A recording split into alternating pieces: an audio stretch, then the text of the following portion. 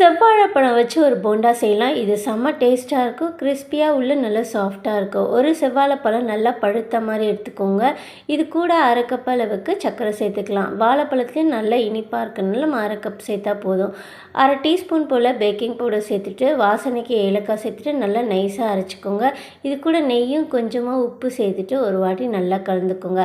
ஒரு கப் அளவுக்கு கோதுமை மாவு சேர்த்துட்டு நல்லா கட்டி இல்லாமல் நல்லா கை வச்சு கலந்துக்கோங்க. கொஞ்சம் கொஞ்சமாக தண்ணி சேர்த்துட்டு இந்த பதத்துக்கு வர வரைக்கும் நம்ம கலந்து எடுத்துக்கணும். இது கூட ஒரு டீஸ்பூன் போல் வெள்ளை எள்ளோ இல்லை கருப்பு எள்ளோ எது வேணாலும் சேர்த்துக்கலாம்.